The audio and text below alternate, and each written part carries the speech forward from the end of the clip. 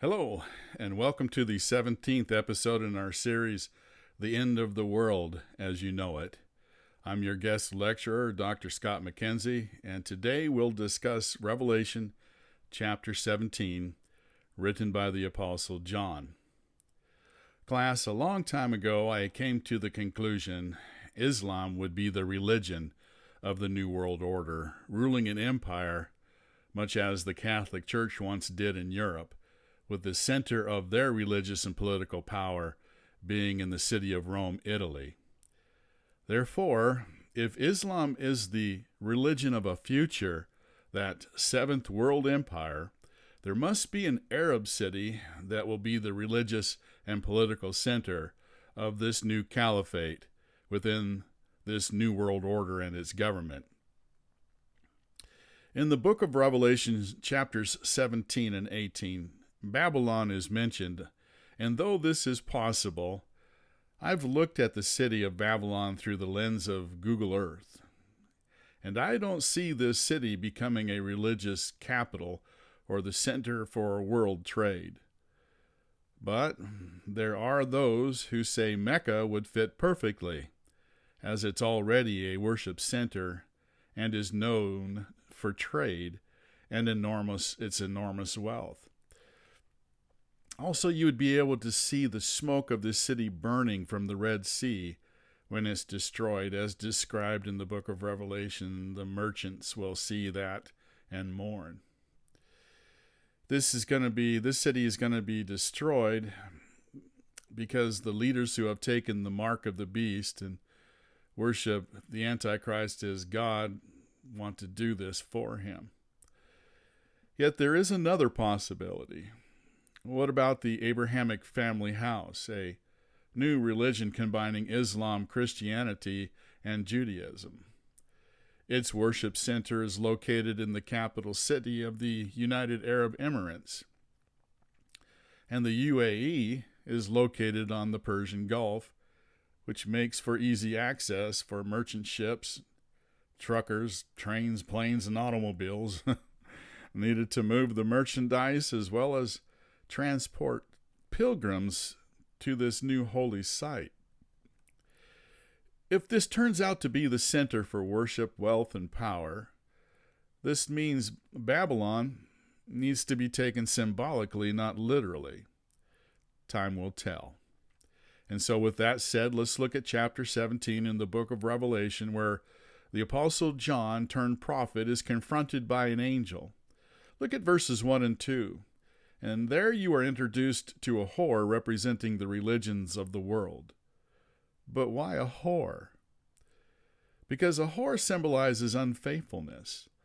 So, when you go after a religion that takes you away from the true and living God, the God who created man in his image and deserves your worship, then you have committed adultery against God, the God who created you. Therefore, the false religion you have gone after is depicted here as a whore, because you have committed adultery against God. Fornication and adultery are words used in the Old Testament to describe Israel when they went after the pagan gods of their pagan neighbors. God told the prophet Jeremiah the Jews were committing adultery against him, because they're going after foreign gods and goddesses. So this woman, representing the New World government's religion, is seen as sitting on waters. Now, those waters represent people from different nations. In verses 3 through 7, she's described as being wealthy, as the new empire gives her power and forces everyone to worship the New World Order's religion.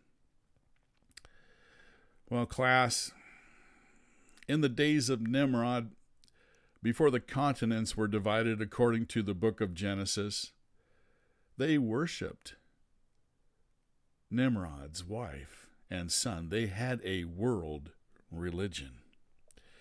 But then God gave them different languages, and the people separated. Yet men continued to create false religions, religions that really help to unify their people. Now look at verses 8 through 12. As a world empire is described to John, an empire controlled by a world leader who will become the Antichrist. Class, those 7 mountains represent 7 empires. 5 have fallen. They were the Egyptian, the Assyrian, the Babylonian, you had the Medes and the Persians, and then Alexander the Great from Greece. Those are 5 of the empires that no longer existed. There was a 6th empire talked about, but this is the Roman Empire. This is the 6th empire is the empire in which John the Apostle was living. Now the 7th has yet to arrive. That's the New World Order and its government, which will last for only a short time, about 3.5 years. And it ends when its world leader is assassinated. After that, he is resurrected and possessed by the beast, Satan. And for 3.5 years, there will be an 8th empire ruled by the Antichrist, who makes new alliances and a new religion, emperor worship, which really isn't new. It's just not been seen for a while. And so the Antichrist will make a new alliance with 10 leaders of 10 nations. What will they do for the Antichrist? Look at verses 13 through 18, where Satan resurrects the assassinated world leader, declares he's God, and then sets up his image in the temple, demanding to be worshipped as God. Then the false prophet forces everyone to take Satan's mark or die. Then 10 world leaders decide it's time to get rid of the religion of Islam or Chrislam, if it's the Abrahamic family house religion. They will destroy the city of this Islamic abomination and enforce the worship of the Antichrist, whom they claim is Islam's true Allah, or Christianity's Savior, or Judaism's God, while mosques burn around the world. Bringing us to the end of our study today in Revelation chapter 17. Please come back for Revelation chapter 18 as we continue our study, but remember what Jesus said. Let not your heart be troubled. You believe in God, believe also in me. So until next time, class, farewell.